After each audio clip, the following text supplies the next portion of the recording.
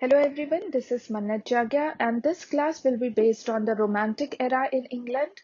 It's a very wide age beginning from 1798 to 1832, 40 years, and hence there are a lot of writers that have to be studied under this era. So I'll keep the lecture short and I'll just focus on the important writers that you should study from the exam point of view so that you can prep yourself well for the upcoming exam. So Romantic era ranges from 1798, 1832 to 1832, and basically it was a drift from the age of sensibility where a lot of focus was given on reason and sensible thoughts.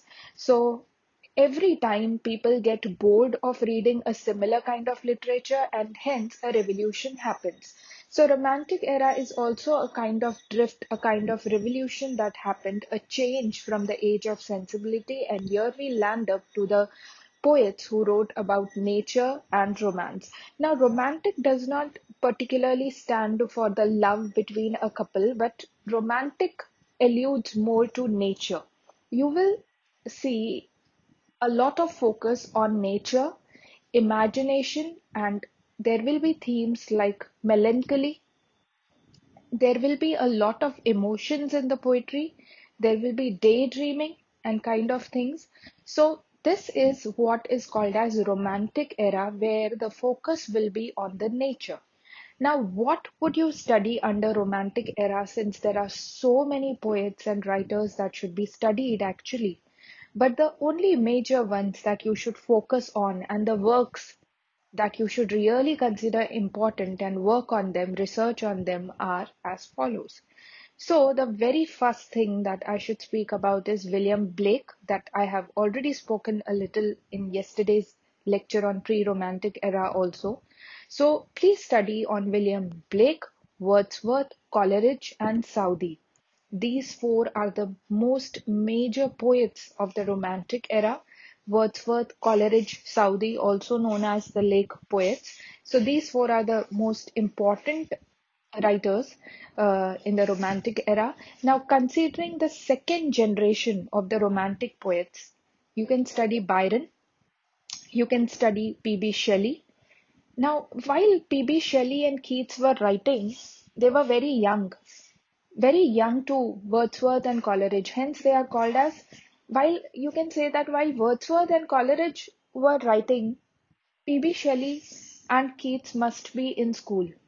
So, P.B. Shelley and Keats wrote some drastic, dramatic works that led a new rise in the Romantic era, and they became very famous for their own odes that they have given to the era. So, please study Shelley, Keats. Then there is one more writer that you must study, some women writers that must be studied, poets. There is Anna Barbauld,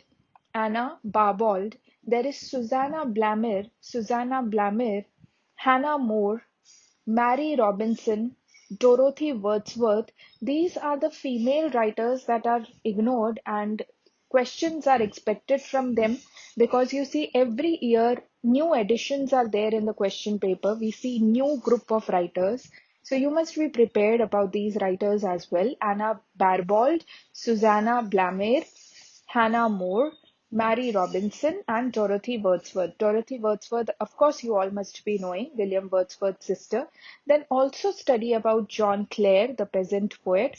Then George Crabbe, John Clare and George Crabbe. All these you have to study under the second generation of Romantic poets. Now coming to fiction. In the fiction category, I would say study three writers. One is Mary Shelley, the one who has written Frankenstein, the wife of P.B. Shelley. Okay, so Mary Shelley, P.B. Shelley's romantic life is quite interesting. If you want to know about them, you can study about them too, their love affair and how they came together, and there were some tragedies that happened in their life. So you can research on that also. So under fiction, you have to study Mary Shelley because she has written Frankenstein, the Gothic novel. Then also study about this one new writer, John Polidori. John Polidori, always overlooked but important, John Polidori. Then, of course, the most important of all the writers is Jane Austen. the one who is attributed to the novel of manners, and she is the one because of which this era is also called as the Regency era. Let me tell you that Jane Austen's first novel actually is Northanger Abbey. She gave the script for publishing, but it was never published until much later years. All her novels were published later. But that was the time when women writers had not much importance and their works were not published. They were also banned if they were published, at all published. And one more thing you should know, that whenever uh, something unacceptable is written in the novel, and if it is published, the writer will never be blamed, the publisher will be blamed.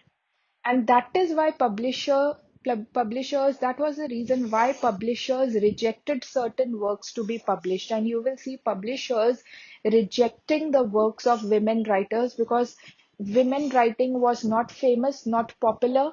Women were particularly not expected to write because of the gender issues, gender inequality thing in England. So hence, Jane Austen's novels were also rejected at first for publishing. Then let me come back to Shelley and let me remind you that please study Sensi. And I'll take the name of these three plays that are very important after fiction. So P.B. Shelley's Sensi play is very important, Cenci. Then Coleridge has written a play called Osorio, Osorio. Then Coleridge and Southey together have written this important play, The Fall of Robespierre. The Fall of Robespierre, Robespierre.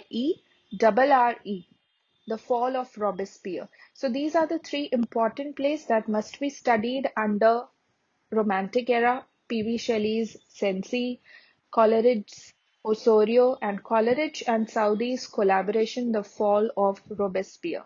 Basically, it is about the reign of terror. The Fall of Robespierre is about the reign of terror. And there are a few important characters like chopper, gelatin, Gillette. These are the three words that you will study.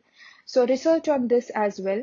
Then from Wales, see, in UK, these are the two places that you should always see all the writers from all the four places of UK: England, Scotland, Wales, Ireland. And in this era, from Wales, we will pick up Edward Williams and study about him a little. From Scotland, in this era, you can study James Macpherson, and also Robert Burns, who is called the farmer's poet, and he wrote in Scottish dialect. So these two writers from Scotland become important: James Macpherson and Robert Burns, who wrote in Scottish dialect. And since we are talking about Scotland, we should not forget about Sir Walter Scott, who is very famous for his novels, the Waverley series. And let me tell you that Walter Scott wrote in English as well as Scottish. And three questions will be particularly asked from this era. So please focus on these writers and works. Then under romantic prose, you must study Charles Lamb. Again, I've shortlisted three writers over here. Charles Lamb, whose pen name was Elia, and who is very famous for his tales from Shakespeare. Please study this. Now, let me tell you this extra information. Charles Lamb and his sister, both of them together have worked on these tales from Shakespeare, and all the stories of all the plays of Shakespeare they have written in a very easy format for kids to read and enjoy. So tales from Shakespeare becomes important. Then also study the prose writings of William Hazlitt, who becomes important because he was a very famous lecturer of his time. Then Thomas De Quincey becomes important, study about him and a few of his works. Then coming to the philosophers of his age, there are two philosophers basically you should know about. That is Friedrich Schiller Friedrich Schiller, Friedrich, Friedrich Schiller, Schiller. Friedrich Schiller and Karl Schlegel, Karl, Schlegel,